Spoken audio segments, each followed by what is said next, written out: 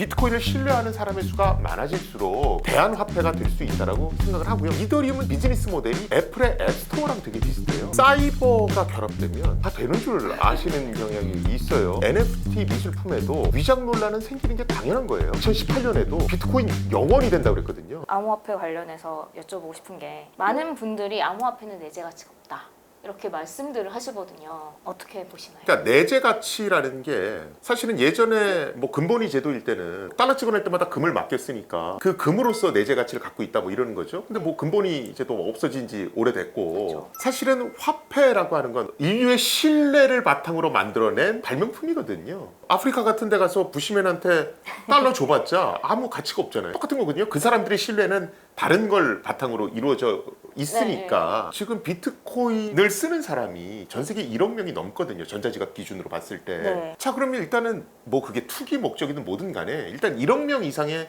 신뢰는 깔려 있다라고 봐야 될 것 같아요. 그래서 이런 비트코인을 신뢰하는 사람의 수가 많아지면 많아질수록 그게 어떤 대안화폐가 될 수 있다라고 생각을 하고요. 물론 네. 가치의 안정성은 뭐 논외로 하고 그런데 이건 단순히 비트코인만 봤을 때고요. 이더리움이 등장하면서 플랫폼 코인이라는 개념이 나왔거든요. 그래서 이더리움은 잘 보시면 비즈니스 모델이 애플의 앱스토어랑 되게 비슷해요. 애플은 아이폰하고 앱스토어만 만들었고 앱을 만드는 건 다른 사람이 만들어서 막 올리고 있잖아요. 그래서 시간이 지날수록 아이폰으로 할 수 있는 게 많아지는 거예요. 근데 이더리움이 똑같거든요. 이더리움은 기존의 어떤 클라이언트 서버 구조를 탈중앙화시키기 위해서 블록체인의 컴퓨터 프로그램을 등록한다라는 스마트 컨트랙트 개념을 내놓은 거죠. 그래서 이더리움이란 암호화폐와 스마트 컨트랙트란 개념만 내놓은 겁니다. 그러니까 사람들이 각종 탈중앙화된 앱이라는 걸 만들어서 막 올리고 있거든요. 사업 모델이 앱스토어하고 똑같죠. 그래서 애플의 앱스토어가 비즈니스 모델로 가치가 있다라고 평가를 받는다면 이더리움 같은 플랫폼도 그런 대접을 받아야 된다는 거예요. 그래서 저는 암호화폐를 자꾸 디지털 골드에 비유하는 건 비트코인까지만 이해하신 분들이다 이렇게 얘기를 하는 겁니다. NFT의 경우에는 또 어때요? NFT도 내재 가치가 없다 막 이런 얘기가 많이 나오거든요. 저는 NFT는 디지털 등기권리증이다 네, 이렇게 네. 얘기를 하거든요. 원본 컨텐츠가 있고 거기에 NFT라는 디지털 등기권리증이 붙은 거죠. 네, 네. 그래서 이거는 원본 컨텐츠라고 하는 내재 가치가 존재하는 거죠. 근데 여기서 중요한 것은 이 원본 컨텐츠의 내재 가치가 과연 그런 천문학적인 액수를 지불할 가치가 있는 것인가, 여기서 이제 의문이 생기는 거죠. 근데 그건 그 정도 대가를 지불할 만한 그런 컨텐츠도 있고 그런 게 아닌 것도 있다 이렇게 저는 봅니다. 네. 많은 분들이 NFT 그림이다, 뭐 NFT 아트다라고 하면은 이 NFT 안에 모든 콘텐츠가 다 들어있을 거다라고 생각을 네. 많이들 하세요. 근데 사실은 그렇지 않다고도 말씀을 하셨는데, 네, 설명 좀 부탁드릴게요. 그렇죠. 우리가 아파트가 등기권리증화 됐다 이런 표현 안 쓰잖아요. 그냥 아파트를 매매하는데 등기권리증이 딸려가는 거잖아요. 그런데 NFT 미술 작품 얘기할 때는 네. 누구누구의 작품이 NFT화 됐다 네. 이런 표현을 되게 많이 써요. 그러니까 투자하는 사람들은 이게 뭐 대단하게 뭐 바뀐 줄 아는 거예요. 이게 이제 착시현상을 불러일으킨다고 네, 저는 네. 보거든요. 이 원본 컨텐츠는 인터넷에 어느 주소에 원본 컨텐츠가 있고 이것의 소유주는 누구고 네. 그 다음에 이것의 매매 이력은 어떻다. 그냥 이 정보만 들어있는 겁니다. 등기권리증하고 똑같은 거죠. 이 정보가 등기권리증은 종이로 인쇄돼서 발행되는데 이 등기권리증의 정보가 블록체인에 기록됐기 때문에 분실의 위험도 없고 위변조도 안 되고 세상 어디에서나 확인할 수 있다. 네. 이 특징만이 있는 거예요. 아주 더 정확히 네. 얘기하면 NFT를 매매할 때 사용되는 스마트 컨트랙트만 블록체인에 들어가 있는 겁니다. 그리고 여러 가지 뭐 메타데이터라든가 원본 컨텐츠는 전부 다 블록체인 바깥에 기록돼 있다고 보시면 돼요. 물론 이 모든 것들을 블록체인에 다 넣을 수는 있어요. 근데 그럼 수수료가 너무 올라가서 이 수지가 안 맞습니다. 그래서 최소한의 스마트 컨트랙트만 집어넣어 놓고 나머지 정보들은 다 그냥 외곽으로 빼버리는 거예요. 그러면 만약에 제가 오픈시에다가 제 그림을 이제 NFT로 발행을 한다라고 하면은 제 그림은 블록체인에 있는 게 아니라 오픈시가 뭐 외부 저장 매체에 있는 거죠. 오픈시가 이제 관리하는 그렇죠. 그런 외부 그렇죠. 저장 그래서 매체에 있는 원본 컨텐츠는 외부 저장 매체에 있는 거고 그것과 관련한 뭐 스마트 컨트랙트, 즉 네. 그것과 관련한 등기권리증만 블록체인에 있는 거다. 그래서 중요한 게 이 원본 컨텐츠가 얼마나 안전하게 잘 관리되고 있는가 이걸 확인하는 게 굉장히 중요해요. 네네. 그래서 이제 요새 각광받는 게 뭐 IPFS다, 네. 분산형 저장 시스템 네. 이런 것들이 각광을 받는 거고요. 그러면 IPFS도 데이터를 뭐 분산해서 저장을 한다라고 하더라고요. 이것도 블록체인과 비슷한 게 아닌가라는 생각이 좀. 요새는 이제 분산 얘기만 하면 다 블록체인이라고 생각을 하세요. 근데 IPFS는 블록체인의 아이디어, 그다음에 우리가 GitHub 얘기할 때 네. 그 Git의 어떤 버전 관리의 아이디어. 네. 네, BitTorrent가 P2P 형식으로 파일 공유하는 거잖아요. 네, 그 네. BitTorrent의 여러 가지 아이디어들을 합쳐서 분산 저장 매체에 어떤 컨텐츠를 나눠서 보관할 수 있고 또 그것들을 업데이트할 수 있고 네. 실시간으로 또 검색해서 컨텐츠를 찾아갈 수 있고 이런 기능들을 넣어놓은 것이다 이렇게 보시면 될 것 같아요. 네. 블록체인은 단순히 어떤 거래 기록을 남기는 거지 네. 뭐 그걸 뭐 효과적으로 어떤 걸 검색한다거나 네. 어떤 걸 업데이트한다거나 네. 이런 어떤 파일을 저장하고 관리하는 매체는 아니잖아요. 그래서 블록체인으로부터 아이디어를 빌려오긴 했으나 블록체인의 아이디어에 더해서 GitHub의 버전 관리 기능, 그다음에 BitTorrent에서 나온 개인 간 파일 공유 기능 이런 것들을 다 합쳐서 IPFS라는 게 만들어졌다. 네. 이렇게 보시면 될 것 같습니다. 블록체인에는 거래 기록만 남긴다라고 말씀을 하셨는데 저희가 크립토 월렛을 많이 사용을 하잖아요. 그럼 크립토 월렛 안에 내 뭐 암호화폐가 들어있어, 내 NFT가 들어있어 라는 말이 맞는 건가요? 그건 틀린 얘기죠. 저도 뭐 1시간 강의 안 할 때 그렇게 얘기를 하는데 우리가 이제 통장을 보시면 통장에 도장 꽉 찍어서 네. 사용 인감이 이렇게 네, 들어있죠. 그 다음에 이제 통장 속지를 보면 거래 기록, 누구한테서 누구로 얼마가 이체됐고 네. 잔액이 얼마다 뭐 이런 게 남아 있잖아요. 전자지갑에는 통장 표지에 사용 인감이 등록돼 있듯이 우리가 암호화폐를 주고받을 때 사용하는 도장, 저 키값 정보만 들어가 있다. 네, 이렇게 네. 보시면 될 것 같아요. 네. 그리고 실제로 누구한테서 누구로 얼마가 이체됐고 잔액이 얼마다. 네. 이 정보는 블록체인에 다 기록돼 있습니다. 아. 그래서 내 전자지갑과 그 다음에 블록체인이 합쳐져야 우리가 지금 쓰고 있는 통장이 나오는 거죠. 그럼 지갑이라는 말도 너무 완전히 딱 다 들어맞는 건 아닐 수도 있겠네요. 그렇죠. 그냥 우리가 공인인증서 발급 받으시면 NPKI 폴더에 저 파일들이 설치되거든요. 그런 게 전자지갑에 들어가 있는 거다 이렇게 보시면 돼요. 전자지갑도 근데 해킹이 많이 되더라고요. 공인인증서에 네. 어떤 개인 키와 뭐 공개 키 이런 것들이 NPKI 폴더에 들어가 있듯이 우리가 얘기하는 전자지갑에도 그런 어떤 공인인증서 무례한 키가 들어가 있는 거거든요. 이것을 그냥 컴퓨터 프로그램 형식으로 컴퓨터에다 저장하면 이걸 뭐 소프트 월렛 이렇게 얘기하는 거고 보안 토큰 같이 네. 별도의 분리된 저장 매체에 보관하면 네. 이걸 콜드 월렛 이렇게 네. 얘기를 하는 것이고 이거 공인인증서랑 똑같은 건데 별도의 분리된 인터넷과 분리된 매체에 저장돼 있느냐 아니면 그냥 인터넷과 연동된 컴퓨터 시스템에 저장돼 있느냐 이 네. 차이구나 똑같구나 이렇게 보시면 돼요. 근데 네. 공인인증서도 해킹당해서 키를 가져가면 인터넷 뱅킹 마음대로 해서 다 돈을 갖고 올 수 있잖아요. 내 컴퓨터 시스템에 들어와서 내 공인인증서 불순물에한 비트코인 네. 키를 다 가져가 버리면 내 계좌에 있던 돈을 해커 계좌로 이체할 수 있는 거죠. 그래서 해킹이 발생하는 거죠. NFT에 투자를 할 때 이제 좀 또 주의해야 할 점이 이게 NFT 자체가 이 NFT 아트라고 하면은 이 NFT 아트를 만든 사람이 직접 NFT로 발행을 하지 않는 경우도 있다고 하더라고요. 이게 NFT 창작자의 진위 여부를 가리기가 어렵다라고 이렇게 하는데 어떻게 해결할 수가 있을까요? 그게요 사이버가 결합되면 마치 어떤 게 다 되는 줄 아시는 경향이 있어요. 우리가 현실 세계에서도 위작 논란이 굉장히 많이 생기잖아요. NFT 미술품에도 네. 위작 논란은 생기는 게 당연한 거예요. 예를 들어서 NFT라는 게 원본 컨텐츠에 이건 누구 소유다 그 꼬리표를 달아주는 거거든요. 네. 그런데 이거 내가 만든 것도 아닌데 남이 만든 걸 그냥 무단으로 디지털화해서 요 김승주가 있습니다. 꼬리표를 달아서 파는 거예요. 이게 이제 대표적인 NFT 사기죠. 네네. 페이크 민팅 뭐 네네. 이렇게도 얘기하고. 그런데 고가의 작품만 거래해주는 사이트에서는 이런 확인을 해줘요. 예, 크리스티라든가 뭐 이런데 아무나 올릴 수는 없는데 네. 그 대신 뭔 저작자가 만든지 철저하게 확인을 해줍니다. 근데 오픈시 같은 그런 개방형 사이트에서는 네. 약관에 보시면 전부 다 구매자의 책임입니다.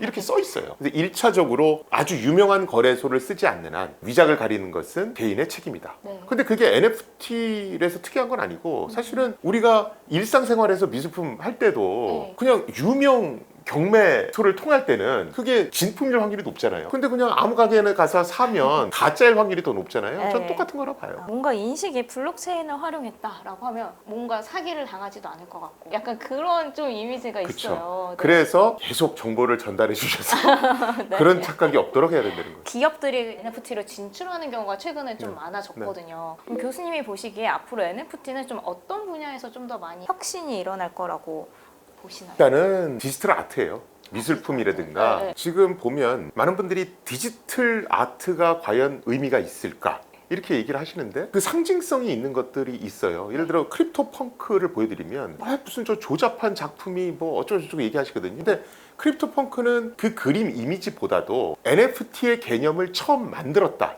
그런 역사적 상징성이 있는 네, 거예요. 네. 그러니까 이제 셀럽들을 달려드는 거고 네. 많은 분들이 야 그거 그런데 마음대로 복사할 수 있는데 네. 그 가격 꺼지는 거 아니야? 네. 이렇게 얘기를 하는데 지금 이미 트위터라든가 인스타그램에서는 이거 NFT를 자동으로 추적해서 이게 그 사람 본인에게 맞는지 아닌지를 판별해서 체크해드리겠습니다. 이런 네. 서비스를 제공한다 그러죠? 네. 그러면 똑같지만 진품인 게 있고 아닌 게 있는 거예요. 그러면 더 진품을 갖고 싶을 거 아니에요. 그럼 인스타그램 갔는데 야 저거 또 복사한 거네. 네. 이런 망신이잖아요. 저는 NFT라는 것 자체가 이게 원본이고 복사본이고 이걸 구별할 수 있는 기능은 분명히 제공을 해요. 왜냐하면 NFT 안에 원본 컨텐츠가 저장된 곳의 인터넷 주소가 저장돼 있잖아요. 그래서 NFT라는 게 불법 복제를 막아주진 못하지만 원본과 복사본을 구별해주는 건 가능하게 하기 때문에 거기서 만들어지는 희소성의 차이가 분명히 존재한다. 그래서 그게 가격의 차이를 만들 거다. 이렇게 네. 저는 봐요. 물론 그 가격의 차이가 어느 정도 유지돼야 적정한가? 이거는 논란의 여지가 있죠. 네. 그래서 많은 기업들이 그 가격의 차이를 계속해서 벌리고 그 가격대를 유지하기 위해서 많은 노력을 기울이는 거예요. 네, 네. 우리가 갤러리들이 어떻게 움직이는지를 잘 보시면 돼요. 갤러리들이 아주 거액의 미술품들을 소장하는 분들은 그분들만 따로 또 초대해서 뭐 작가와의 만남도 갖게 하고 네. 이런 어떤 특권을 주잖아요. 근데 요새 잘 보시면 BAYC 같은 경우에 네. 처음에는 단순히 NFT로 시작을 하죠. 그런데 BAYC는 좀 특징이었던 게 원본 컨텐츠에 대한 저작권도 같이 이양을 했단 말이죠. 네. 그게 일단은 굉장히 좀 특이사항이었죠. 네. 이제는 이 NFT에 유틸리티 기능을 막 넣으면서 멤버십 기능을 주기 시작하는 거예요. 이게 갤러리에서 VIP 고객들 모아서 특권 주는 거랑 똑같은 거거든요. 이러면서 팬덤을 유지하는 거죠. 그러면서 원본과 복사본의 격차를 더 많이 만드는 거예요. 그러면 야 너는 내 거 복사했지. 그런데 네. 너는 멤버십 기능 없잖아. 네. 이렇게 나오는 거예요. 그러면 이제 원본을 갖고 싶은 욕구는 더 상승하겠죠. 그쵸. 그러면서 가격대를 유지시키는 거거든요. 네. 그래서 기본적으로 NFT에 투자를 한다거나 NFT 사업을 할 때는 일단 원본 컨텐츠 자체가 힘을 갖고 있어야 돼요. 역사적 상징성을 갖고 있거나. 그리고 이 원본 컨텐츠가 팬덤을 어느 정도 형성하고 있어야 돼요. 네. 그리고 이 업체가 끊임없이 내놓는 비즈니스 모델이 이 팬덤을 계속해서 강화시킬 수 있는 비즈니스 모델을 갖고 있어야 돼요. 근데 우리 기업들은 그게 없죠. 그냥 네. NFT를 합니다만 있지 어떻게 하겠습니다가 없는 거예요. 그냥 팔고 끝나는 것 같아요. 그렇죠. 그러니까 NFT 생태계가 안 만들어지는 거죠. 네. 그런 식으로 하다가는 야 NFT는 다 사기야. 이런 논란에 빠질 수가 있고요. 네. 근데 그걸 잘 디자인해서 하면 NFT가 분명히 차별화된 기능들이 있으니까 예술 작품으로서의 생태계를 구축할 수 있을 거다 봅니다. 특히나 우리나라는 K-웹툰 하면서 컨텐츠의 힘이 굉장히 강해졌거든요. 제가 90년대 일본에 갔더니 이제 루팡 3세 그때는 네. 그 만화 되게 유명했거든요. 그 루팡 3세를 종이로 인쇄한 만화 초판본이 1억 원에 거래됐었어요. K-웹툰이 지금 전 세계를 휩쓰는데 네. 이 K-웹툰은 디지털 만화이기 때문에 초판본의 개념이 없잖아요. NFT를 이용하면 초판본의 개념을 줄 수가 있죠. 괜찮은 것 같아요. 그렇죠. 네. 그러니까 그런 것들을 하면 NFT를 붙일 만한 그런 어떤 좋은 비즈니스 모델들이 나오는 거예요. 네. 근데 이제 그런 것들에 대한 고민 없이 그냥 NFT만 먼저 던져대고 주가만 잠깐 올린 다음에 하려니까 네. 이게 다 사기다 뭐 이런 논란에 휩싸이는 거죠. 블록체인이 암호화폐로 활용이 되고 NFT, 뭐 디파이 이렇게 많이 활용이 되고 있잖아요. 이 이후에는 또 어떤 방식으로 좀 많이 활용이 될까요? 지금 뭐 외국에서도 뭐 올해는 뭐 다오의 해가 될 거다 뭐 이렇게 얘기하는데 네. 다오나 디파이 자체가 완성되질 않았어요. 지금 갑자기 이제 NFT가 됐으니까 이게 확 뜨는 건데 저는 결국은 스마트 컨트랙트의 완성도가 높아지면서 이제 일반화된 다오 그 다음에 이자 농사 정도가 아닌 제대로 된 디파이 이런 것들이 이제 본격적으로 업그레이드 돼야 된다고 봅니다. 그런 시대가 저는 올 거라고 보고요. 근데 뭐 저는 NFT가 각광을 받는 게 이렇게 나쁜 거라고는 안 봐요. 왜 네. 그러냐면 이 암호화폐랑 블록체인은 아무리 뭐 블록체인을 이용한 앱이 많이 나오고 해도 이게 진입장벽이 있어요. 이게 전자지갑 설치하다가 그냥 관두시는 분들이 되게 많거든요. 네네. 공인인증서보단 그래도 쉬워야 될 거 아니에요. 공인인증서를 밥 먹듯이 쓰는 우리나라 국민이 암호화폐 설치를 어렵다고 한다라면 이건 진짜 어려운 거거든요. 네. 사실은 이 진입장벽을 해결해야 된다는 게 암호화폐, 크립토 산업을 하시는 분들의 숙제였어요. 그런데 NFT라는 게 열풍이 불면서 사람들이 막 몰려들면서 일단 전자지갑을 개설하는 수가 늘기 시작한 거예요. 그럼 네. 일단 진입장벽은 넘어간 거죠. 그러면서 이게 그 진입장벽 허들을 넘기는데 많은 도움을 줄 것이다. 이렇게 이렇게 보고 있는 거거든요. 그래서 NFT가 암호화폐랑 전자지갑을 대중화시키는 견인차 네. 역할을 하고 그 다음에 다오나 디파이가 이제 네. 일반화된 게 많이 만들어지면서 이런 쪽으로 그 NFT 인력들이 이제 넘어오길 바라는 거죠. 네. 그래서 옛날에 그냥 그들만의 리그였던 게 네. 조금은 더 대중화가 되길 바란다 네. 이렇게 보는 거예요. 궁극적으로는 NFT가 판을 키우고 다오와 디파이가 그 인력들을 흡수하는 그런 식으로 가면서 궁극적으로 이제 웹 3.0으로 진입하지 네, 않을까. 네. 전 그렇게 봅니다. 암호화폐 이제 많은 얘기를 여쭤봤는데요. 암호화폐 가치가 최근에 좀 많이 추락을 했잖아요. 향후 시장에 대해서 좀 어떻게 보시는지 아니면 또 시장이 뭐 또 재편될지. 뭐 암호화폐뿐만이 아니고 뭐 주식 가치도 다 떨어지고 떨어져, 있죠. 네. 거기다가 뭐 지금 사람들이 놀라는 건 옛날에는 암호화폐와 주식이 서로 네. 반대로 움직였는데 지금은 이제 주식과 연동돼서 움직이는 거예요. 그런데 이제 많은 분들은 뭐 그런 얘기를 해요. 주식과 연동되는 게 어떻게 보면 당연한 수순이다. 왜 그러냐면 기관 투자자들이 많아지기 시작을 했고 기관 투자자들이 많이 움직이다 보니까 이 기관 투자자들은 주식에도 투자하고 뭐 이러거든요. 그러다 보니까 이제 그것들이 같은 사이클을 타게 되는 거다. 뭐 이런 얘기들을 하세요. 그래서 저는 그런 게 그냥 자연스러운 흐름이라고 보이고요. 가격 떨어지는 게 어제 오늘의 일도 아니잖아요. 주식도 가격 올라갔다 떨어졌다는 거 아마존 주식 그거 뭐 테슬라 뭐 이런 거 네. 보면 뭐 장난 아니거든요. 네. 그래서 가격이 올라갔다 내려갔다 이런 것들은 그냥 건전한 조정이다. 저는 그렇게 봅니다. 2018년에도 네. 비트코인 0원이 된다고 그랬거든요. 저는 그렇게까지는 생각을 안 하셨으면 좋겠어요. 그러니까 물론 어떤 플랫폼 코인으로서 여러 가지 기능들은 이더리움이 많은 게 사실인데 이미 비트코인이나 이더리움은 여러 가지 암호화폐 생태계의 다른 파생 상품을 만드는 기축통화로서의 작용들을 하기 시작을 했거든요. 또 기존의 어떤 금융 시스템, 기존의 어떤 전산 시스템이 못 만들어주는 새로운 상품들이 분명히 등장했단 말이죠. 그래서 저는 뭐 테라루나 사건도 있고 뭐 지금 가격이 좀 빠지고 있지만 이것 자체가 뭐 그동안의 인플레이션 때문에 그걸 잡는 그런 환경에서 나오는 거기 때문에 건전한 조정이다. 근데 네. 이게 영원으로 수렴하진 않을 거다. 그렇게 봅니다. 물론 단서조항은 네. 좋은 코인의 네. 경우에 좋은 코인을 구별할 수 있는 방법이 있을까요? 일단 공부해야죠. 투기가 아닌 투자가 되려면 네. 공부를 해야 되는 것이고 그 다음에 암호화폐나 블록체인을 보실 때 완벽한 건 절대로 존재하지 않는다. 아 블록체인은 너무 완벽한 기술이에요. 뭐 이렇게 얘기하시는 분이 있어요. 네. 아 이건 뭐 절대적으로 안전하다. 블록체인 자체만 보면 블록체인이라는 기술이 나온 건 1991년이에요. 원래 블록체인 기술은 전자 공증 시스템 만들려고 나온 기술이거든요. 근데 이거를 암호화폐에 갖다 쓰기 시작한 건 전자화폐에 갖다 쓰기 시작한 건 2008년 비트코인 네. 때부터 이제 본격화되기 시작을 했고 그게 일단 사용된 지가 그렇게 오래되지도 않았으니까 기술적으로 완성되지가 않았겠죠. 그래서 이게 이렇게 발전하고 있는 기술이라고 보시면 될 것 같아요. 그런데 아예 싹수가 노란 것들도 있거든요. 근데 문제는 이제 거기 투자하셨을 때 된통 당하시는 거예요. 일단 어떤 화폐에 투자하실 때 초보자라면 일단 대중한테 많이 알려진 코인 위주로 투자하셔야 돼요. 무슨 이건 너만 알려줄게 뭐 이렇게 하는 거예요. 특히나 텔레그램으로 그들끼리만 소통 이거는 절대로 말도 안 되는 거고요. 일단 지식이 쌓이지 않았으면 이게 뭔가라는 걸 맛보기 위해서 우량주 위주로 분할 매수, 분할 매도 이런 것들을 통해서 조금 네.